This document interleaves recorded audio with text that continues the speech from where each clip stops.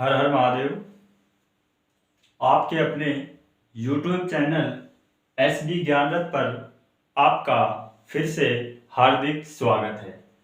आशा करता हूँ कि मेरे द्वारा जो भी यहाँ ज्योग्राफी के टॉपिक पढ़ाए जा रहे हैं आपको अच्छे से समझ में आ रहे हैं और आगे से भी ऐसे ही समझ में आते रहेंगे और आपका बहुत ही अच्छा रिप्लाई मिल रहा है जो मुझे मोटिवेशन कर रहा है आगे पढ़ाने के लिए।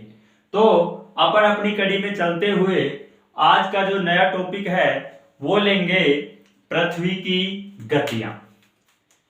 पृथ्वी की गतियां। पृथ्वी की गतियां। Rotation of earth. पृथ्वी की गतियां। देखो दोस्तों, ये टॉपिक बहुत ही इंपॉर्टेंट है, हर एग्जाम की दृष्टि से ये इंपॉर्टेंट है। तो अपन सबसे पहले पृथ्वी की गतियां। पृथ्वी दो प्रकार की गतियां करती है। पहली जो गति का नाम है वो है घूर्णन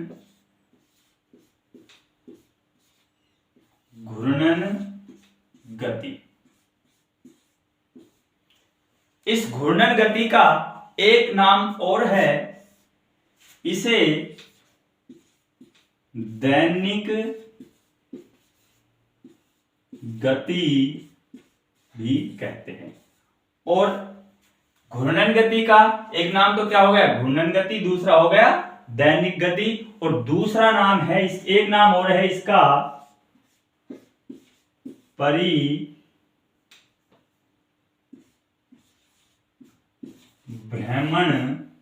परिभ्रमण गति। ठीक है, तो घूर्णन गति के नाम क्या है? घूर्णन गति है, दैनिक गति है, परिभ्रमण गति है। सबसे पहले अपन बात कर लेते हैं इनके नामों पर। घूर्णन गति वह है कि पृथ्वी पश्चिम से पूर्व की ओर घूमती है। पृथ्वी कहां से कहां घूमती है? पश्चिम से पूर्व की ओर घूमती है। घूर्णन गति यह हो गई, जैसे मानो मैं पृथ्वी हूं, मैं अपने अक्ष पर खड़ी हूं और क्या है, मैं जैसे ही अपने अक्ष पर ये जो घूमा, ये मेरी क्या हो गई, वापस मैं उसी स्थिति पर आ गई, ये हो गई मेरी घूर्णन गति। यानी जहां मैं खड़ा था उसी अक्ष पर मेरा एक राउंड या एक चक्कर पूरा हो गया, उसी को क्या कहते हैं अपन? पृथ्वी की घूर्णन गति। उसके बाद बात करते हैं दैनिक गति। इसका नाम दैनिक गति क्यों पड़ा? क्योंकि जो पृथ्वी की जो घूर्णन गति होती है उसमें जो समय लगता है वो लगभग एक दिन व एक रात के बराबर लगता है। इसीलिए इसको क्या कहते हैं कि मानो पृथ्वी ने अपना पूरा चक्कर क्या है, एक दिन और रात को मिलाकर पूरा कर लिया, तो इसलिए उसको क्या कहते हैं? दैनिक गति। तीसरा जो इसका नाम है वो है परिभ्रमण गति।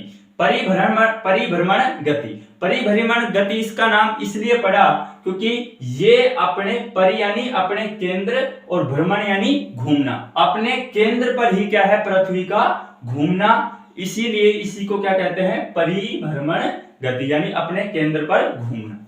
ये तो हो गई नाम से संबंधित बातें। अच्छा, घूर्णन गति की डेफिनेशन लिखेंगे या परिभाषा लिखेंगे तो कैसे लिखेंगे कि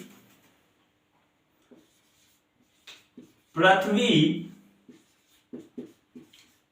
अपने अक्ष पर पश्चिम से पूर्व की ओर घूमती है। पृथ्वी की इस गति को पृथ्वी की इस गति को पृथ्वी की इस गति को घूर्णन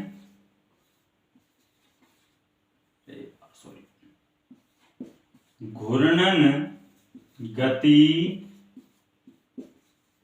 कहते हैं।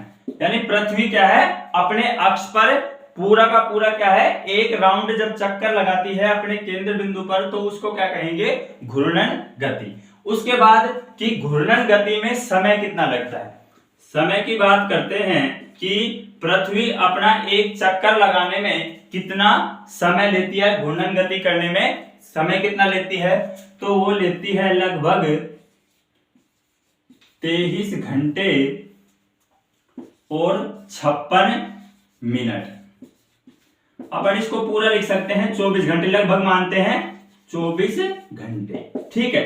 तो इसी वजह से क्या है, लगभग 24 घंटे समय लिया, इसी कारण इसको क्या कहा गया, दैनिक गति, ठीक है। समय कितना लिया है, 23 घंटे 56 मिनट या लगभग 24 घंटे, इसी कारण घूर्णन गति को क्या कहा गया, दैनिक गति।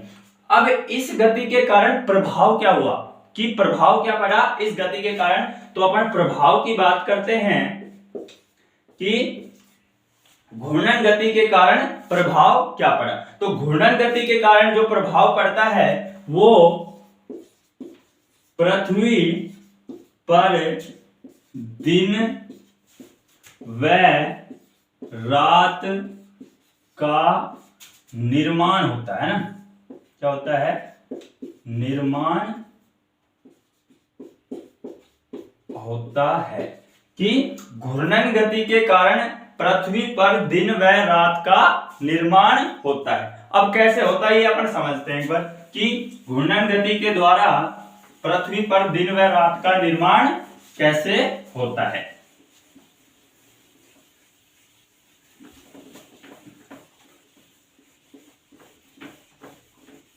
देखो कैसे होता है कि ये तो है अपनी पृथ्वी, ठीक है, और ये हो गया सूर्य सन, और ये क्या हो गया, अर्थ अपनी पृथ्वी, और सूर्य की किरणें इस प्रकार से पृथ्वी पर आकर गिर रही है। यानी पृथ्वी अपने अक्ष पर, यह भी पता होगा कि पृथ्वी अपने अक्ष पर कितनी झुकी हुई है, 23.5 डिग्री। पृथ्वी अपने अक्ष पर कितने डिग्री झुकी हुई है, 23.5 डिग्री, जिसके कारण दिन व रात का निर्माण होता है। यानी घूर्णन गति में क्या हुआ कि अब वर्तमान में क्या हो रहा है कि सूर्य की जो किरणें हैं वो पृथ्वी के लगभग इस भाग पर पड़ रही है यहां तक, तो यहां पर क्या हो रहा है, दिन हो रहा है, और इस भाग पर क्या हो रहा है, रात हो रही है। और लगभग 12 घंटे बाद पृथ्वी का क्या है, जैसे ही पृथ्वी क्या है घूर्णन गति करेगी, यानी अपने अक्ष पर ऐसे घूमेगी, मानो क्या है वर्तमान में इस समय पर सूर्य की किरणें पड़े, तो यहां पर क्या हो गया, दिन हो गया, और इस भाग पर क्या हो रही है, रात हो रही है। और जैसे ही पृथ्वी अब घूमती घूमती जैसे चलेगी, तो क्या है, इस भाग पर क्या है, रात होना स्टार्ट हो जाएगी, क्योंकि सूर्य की किरणें कहां पड़ने लग जाएंगी, इस पर तिरछी, और इस भाग पर सूर्य की किरणें क्या पड़ने लग जाएंगी, लंबवत पड़ने लग जाएंगी। इस कारण इस भाग पर क्या हो जाएगा, दिन, और उस भाग पर क्या हो जाएगी, रात। इसी प्रकार कि यहां पर अब दिन हो रहा है, यहां पर रात, लेकिन पृथ्वी जैसे जैसे अपने अक्ष पर घूमेगी तो इस भाग पर तो क्या है, रात होनी स्टार्ट हो जाएगी, और इस भाग पर क्या होना स्टार्ट हो जाएगा, दिन। इस प्रकार घूर्णन गति का प्रभाव यह रहता है कि पृथ्वी पर दिन व रात का निर्माण होता रहता है। ये तो बात हो गई किसकी, पृथ्वी की जो पहली गति थी कौन सी, घूर्णन गति। अब जो अपन बात करेंगे वो बात करेंगे कि पृथ्वी की जो दूसरी प्रकार की गति होती है वो कौन सी होती है। पृथ्वी जो दूसरे प्रकार की गति करती है वो होती है परिक्रमण गति। परिक्रमण गति, इस गति का एक अन्य नाम यह भी होता है, इसको वार्षिक गति भी बोलते हैं, वार्षिक गति। पहले इसकी डेफिनेशन लिख लेते हैं परिक्रमण गति की, फिर इसको समझते हैं। अच्छा, परिक्रमण गति की डेफिनेशन होगी कि पृथ्वी अपने अक्ष पर घूमने के साथ साथ, पृथ्वी अपने अक्ष पर घूमने के साथ साथ सूर्य के चारों ओर, सूर्य के चारों ओर अंडाकार पथ पर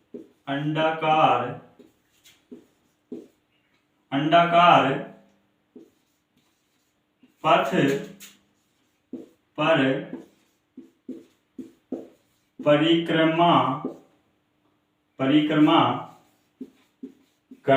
करती है और पृथ्वी की इस गति को परिक्रमण, है ना, परिक्रमण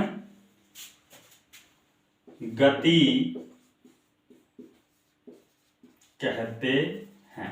अब देखो कि पृथ्वी अपने अक्ष पर घूमने के साथ सूर्य के चारों ओर अंडाकार पथ पर परिक्रमा करती है और पृथ्वी की इसी गति को क्या कहते हैं? परिक्रमण गति कहते हैं। इधर देखो, जो परिक्रमण गति है, परिक्रमण का मतलब क्या है कि परिक्रमा लगाई। परिक्रमा जानते हो ना, जैसे अपन मंदिर में जाते हैं, बीच मंदिर में भगवान का मूर्ति होती है और अपन मंदिर के क्या है, चारों तरफ क्या करते हैं? परिक्रमा करते हैं। क्या करते हैं? परिक्रमा करते हैं। उसी गति को क्या कहते हैं? परिक्रमण। नाम से ये क्रमण यानी चक्कर काटना ना, परिधि के चारों ओर चक्कर काटना। तो परिक्रमण क्या है? मंदिर के जैसे चारों ओर चक्कर। या हाल ही में आपने गोवर्धन मनाया होगा, गोवर्धन, तो गोवर्धन को क्या है, अपन ने केंद्र माना और अपन ने क्या है, गोवर्धन के चारों ओर क्या काटे? चक्कर काटे। उस गति को क्या कहेंगे? परिक्रमण गति। या एक सरल सी भाषा में आपको बताता हूं कि जब आप अपनी वाली के घर के चारों ओर ऐसे चक्कर काटते हैं तो वो वाली गति भी कौन सी है? परिक्रमण गति कहते हैं उसी को। उसको भी क्या कहते हैं? परिक्रमण गति। ठीक है, आ गया समझ में। अब देखो कि परिक्रमण गति क्या है। परिक्रमण गति ये है, ये तो सूर्य है, ठीक है, और ये है अर्थ, और ये भी क्या है? अर्थ। जो पृथ्वी सूर्य के चारों ओर जो चक्कर काटती है, ये इस जो दीर्घवृत्ताकार पथ पर सूर्य के पृथ्वी चारों ओर चक्कर काटती है, इसी गति को क्या कहते हैं? परिक्रमण गति कहते हैं। क्या कहते हैं इसको?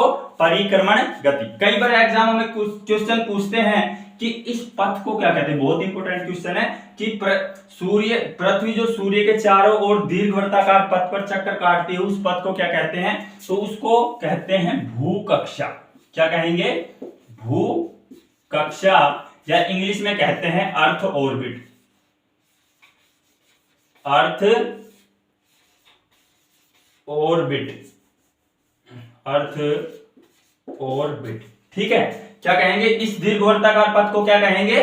भूकक्षा या अर्थ ऑर्बिट। यानी सूर्य के चारों ओर जब पृथ्वी क्या है, चक्कर लगाएगी, किस, हाँ ये और बोले ना, वृत्ताकार में नहीं लगाती। पृथ्वी सूर्य के वृत्ताकार पथ पर चक्कर नहीं लगाती है, किस में लगाती है? दीर्घवृत्ताकार में। वृत्त तो ये होता है राउंड, ठीक है, और दीर्घवृत्ताकार होता है एक अंडाकार आकृति, ये वाली। तो क्या है? पृथ्वी की इसमें अंडाकार पथ पर चक्कर लगाएगी, जिसको क्या कहेंगे? भूकक्षा या अर्थ ऑर्बिट। ये कौन सी हो गई? परिक्रमण गति। अच्छा, परिक्रमण गति क्या होगी? पृथ्वी अपने अक्ष पर तो घूमती है, घूमने के साथ साथ क्या है? सूर्य के चारों ओर अंडाकार पथ पर परिक्रमा करती है और पृथ्वी की इस गति को क्या कहते हैं? परिक्रमण गति। अब दूसरा नाम आया कि इसको वार्षिक गति क्यों कहते हैं। कि परिक्रमण गति को वार्षिक गति क्यों कहते हैं? क्योंकि सूर्य के चारों ओर चक्कर लगाने में पृथ्वी को लगभग 365 दिन और 6 घंटे का समय लगता है। कितना? 365 दिन और 6 घंटे का समय लगता है लगभग 1 वर्ष, इसको अपना एक चक्कर पूरा करने में लगभग 1 वर्ष का समय लग जाता है। इसी कारण परिक्रमण गति को क्या कहते हैं? वार्षिक गति। तो समय लिखते हैं, समय कितना लगता है इस गति में? 365 दिन 6 घंटे, या अपन लगभग में क्या कह सकते हैं? 1 वर्ष का समय लगता है। इसी कारण इसको क्या कहते हैं? वार्षिक गति। बहुत इंपॉर्टेंट टॉपिक है ना, बहुत क्वेश्चन पूछे जाते हैं और कंफ्यूज बिल्कुल भी नहीं होना है ना। और जो भी चीज अगर आपको कंफ्यूजन लगे तो कमेंट डाल दिया करो, उसका आंसर मैं आपको दूंगा, ठीक है। अच्छा, समय कितना लग गया? 365 दिन और 6 घंटे, और इसको लगभग अपन क्या कह सकते हैं? 1 वर्ष भी बोल सकते हैं, और इसी कारण इसका नाम क्या पड़ा है? वार्षिक गति। इतना आ गया समझ में। अब देखो कि जो घूर्णन गति थी उसके कारण तो क्या हो रहा था? पृथ्वी पर दिन व रात का निर्माण हो रहा था। अब इस गति के कारण भी तो प्रभाव पड़ा है, तो इसका क्या है? प्रभाव लिखो कि परिक्रमण गति का प्रभाव क्या रहा है। तो परिक्रमण गति के कारण सबसे जो पहला प्रभाव होता है वो एक तो होता है कि पृथ्वी पर दिन व रात का छोटा व बड़ा होना। क्या प्रभाव होता है? पहला, पृथ्वी पर दिन व रात का छोटा व बड़ा होना। और जो दूसरा प्रभाव है परिक्रमण गति के कारण, पृथ्वी पर ऋतुओं का परिवर्तन या ऋतुओं का बनना है, ऋतुओं का बनना। कि परिक्रमण गति के कारण क्या क्या प्रभाव पड़ेंगे? एक तो पृथ्वी पर दिन व रात का छोटा व बड़ा होना। दूसरा प्रभाव क्या पड़ेगा? पृथ्वी पर ऋतुओं का बनना, यानी सर्दी आएंगी, गर्मी आएंगी, फिर क्या आएगा? जो जो ऋतु बनेगी वो वाली किस कारण होंगी? परिक्रमण गति के कारण। ये तो हो गई आपकी दोनों गतियां जो जो पृथ्वी करती है। उसके बाद एक इंपॉर्टेंट टॉपिक है इसी में छोटा सा, वो लिख लो, बहुत इंपॉर्टेंट है। इसमें कंफ्यूजन ज्यादा रहता है। सबसे बड़ी जो बात है ना वो रहता है कंफ्यूजन। कंफ्यूजन अपन जो पढ़ रहे हैं कि अपसोर, बहुत बार पूछा जाता है एग्जाम में, अपसोर और उपसोर। ठीक है, इसको मैं थोड़ा ट्रिक के द्वारा बताऊंगा क्योंकि याद रखने का तरीका होना चाहिए। ये टॉपिक बहुत बार पूछा जाता है और हर बार कंफ्यूजन, कभी इसकी डेट पूछ ली जाती है और कभी ये पूछ लिया जाता है कि अपसोर क्या होता है, उपसोर क्या होता है। ठीक है, पहले इसकी डेफिनेशन से पहले अपन इसको समझेंगे। ये तो क्या हो गया? सूर्य महाराज, सूर्यदेव तो हो गया, और ये हो गई अपनी अर्थ, पृथ्वी। ध्यान से देखो, और पृथ्वी सूर्य के चारों ओर चक्कर किस लगाएगी? दीर्घ वृत्ताकार पथ पर चक्कर लगाएगी, जिसको क्या कहेंगे? भूकक्षा या ऑर्बिट। तो जब पृथ्वी सूर्य के चारों ओर चक्कर लगाती है तो एक कंडीशन तो ऐसी आती है जब पृथ्वी सूर्य के सबसे निकट होती है। क्या होती है? निकट होती है, यानी दूरी उसके न्यूनतम, लिखना ना, क्या होती है? न्यूनतम दूरी होती है। न्यूनतम दूरी क्या होते हैं? एक स्थिति तो ऐसी आती है कि जब पृथ्वी सूर्य के क्या है? बिल्कुल निकटतम होती है, न्यूनतम दूरी पर होती है। और एक स्थिति ऐसी होती है कि जब पृथ्वी सूर्य से क्या है? अधिकतम दूरी पर होती है, अधिकतम दूरी पर होती है। ठीक है, अब देखो इसमें उपसोर किसको बोलेंगे और अपसोर किसको बोलेंगे, ये ध्यान रखो। इधर देखो, पहले अपन अपसोर, पहले इधर बोलते हैं ना, न्यूनतम दूरी को बोलेंगे। देखो उपसोर क्या है? उपसोर, उप का मतलब क्या होता है? छोटा पद, यानी क्या होता है, छोटा यानी न्यूनतम। जैसे आपने देखा होगा एक होता है प्रधानमंत्री, एक होता है उप प्रधानमंत्री। प्रधानमंत्री बड़ा होता है, उप प्रधानमंत्री छोटा होता है। इसी प्रकार राष्ट्रपति बड़ा होता है और उपराष्ट्रपति क्या होता है, छोटा। उप शब्द लगता ही क्या होता है, छोटा बन जाता है। तो इसी प्रकार इसको क्या कहेंगे, उपसौर। उपसौर का मतलब क्या होगा, न्यूनतम। जैसे राज्यपाल और उपराज्यपाल, राज्यपाल बड़ा पद है और उपराज्यपाल क्या है, छोटा पद है। तो क्या है, जो न्यूनतम दूरी हो गई, इसका मतलब क्या है, उप। यानी क्या है, न्यूनतम दूरी क्या है, मतलब कम है यानी उप है। तो ये न्यूनतम जब पृथ्वी और सूर्य के मध्य क्या है, न्यूनतम दूरी होगी, उस स्थिति को क्या कहेंगे, उपसौर। समझ गए इस चीज को। उसी के बाद दूसरी क्या है, अपसौर यानी अधिकतम दूरी। अप का मतलब क्या है, उठाना यानी अधिक। अप शब्द है ना, ये देखो अप का मतलब कहते हैं, अपने ये कहते हैं अप का मतलब क्या होना है, ऊपर उठाना, या क्या है, दूरी को क्या करना, अधिकतम करना। तो जो जहां दूरी पृथ्वी और सूर्य के मध्य अधिकतम दूरी, उसको क्या बोलेंगे, अपसौर। क्या बोलेंगे, अपसौर। आई या नहीं आई बात, दोबारा से देखो। उपसौर किसको बोलेंगे, जब पृथ्वी और सूर्य के मध्य क्या है, दूरी क्या है, न्यूनतम हो, तो उसको क्या बोलेंगे, उपसौर। याद कैसे रखेंगे, उप का मतलब किसी भी पद के आगे जब उप शब्द लग जाता है तो वो क्या हो जाता है, छोटा। ठीक है, इसी प्रकार क्या है, सौर के आगे जब उप लग गया तो क्या है, पृथ्वी और सूर्य के मध्य न्यूनतम दूरी या कम दूरी, तो उसको क्या बोलेंगे, उपसौर। ठीक है, समझ गया। और अप का मतलब क्या होता है, ऊपर उठाना या अधिक। तो क्या है, अपसौर का मतलब क्या हो गया कि पृथ्वी और सूर्य के मध्य दूरी क्या है, अधिकतम है। आगे समझ में, ऐसे याद करना पड़ेगा। अब देखो, जो उपसौर की स्थिति होती है वो वर्ष में एक दिन होती है, और वो होती है 3 जनवरी को। 3 जनवरी को, ठीक है। और जो अपसौर की स्थिति होती है वो भी वर्ष में एक बार होती है, वो होती है 4 जुलाई को।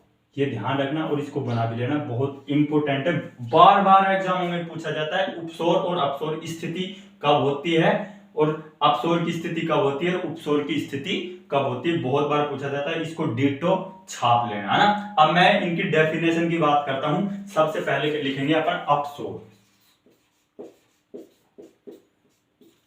अपसौर, अपसौर किसको कहेंगे कि पृथ्वी व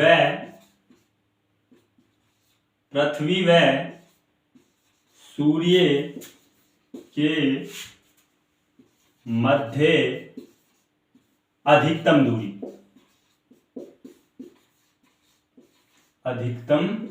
दूरी को क्या कहेंगे, अपसौर। और ये कब होगी, ये ध्यान रखना, अपसौर की जो स्थिति होगी वो कब होगी, 4 जुलाई को। 4 जुलाई को। उसके बाद क्या है, उपसौर।